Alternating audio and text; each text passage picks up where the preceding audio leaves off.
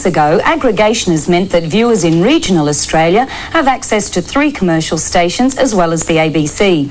Some sections of the TV industry argued that it would not be financially viable. But as Don Willesee reports, for one regional network, sharing the TV spoils with viewers has been anything but disastrous. The Prime television network is spread throughout rural Victoria and New South Wales. Valued at more than $110 million, it operates from 14 stations. By far the biggest of Australia's aggregation networks, Prime last year turned over $86 million, making a profit of $7.5 million. It's all looking successful now, but for Prime's chairman, Paul Ramsey, his entry into television almost brought disaster. But you almost went broke, didn't you? Sure, people did say that, and I know we took our directors' responsibilities very seriously, and we used to look at that every week, and we certainly had a very nervous 18 months or so. Prime shares, currently selling at $1.45, plummeted to 4.5 cents at the peak of the crisis.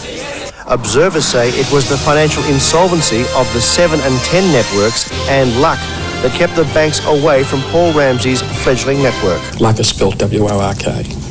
Aggregation started in 1989, just as Alan Bond and Ramsey's then supporter, Christopher Skase, began their downward spiral. I think this was a major thing for Prime, to have the 7 network affiliation. Of course, 7 is getting better and better, and we all are very good friends together, and but it was a great thing to do. The 9 network wanted to pick the eyes out of it, and they did not want to go right through having the same partner right through. Prime TV, as well as its competitor, Capital, have made Canberra their television headquarters. For these non-capital city stations, it's a major centre of communications, has the largest population in their area, and gives these rural networks a chance to impress the nation's decision makers. They are important, they make decisions that affect the country.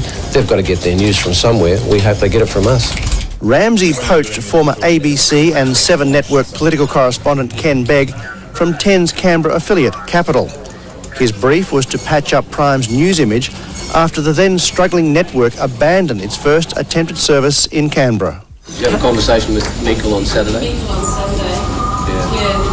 Not a happy Vegemite? 7 months ago, Begg launched a multi-million-dollar 1-hour news.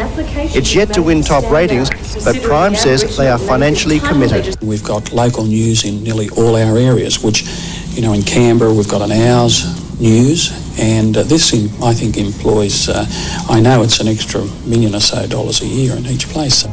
Good evening. Also tonight, Keating's Mabo plans. You have to be here, you have to understand the marketplace. I think you've probably got to be a Canberran to identify what's important to Canberrans. So you've got to be local, you've got to be here. The improvement in Prime's ratings and fortunes, slow as they may seem, vindicates Paul Ramsey's decision to invest outside of his successful multinational private hospital business. In Prime, we had a strategy.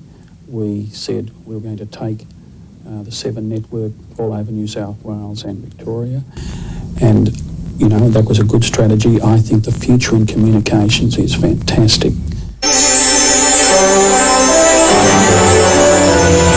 This is Prime Television, your local station.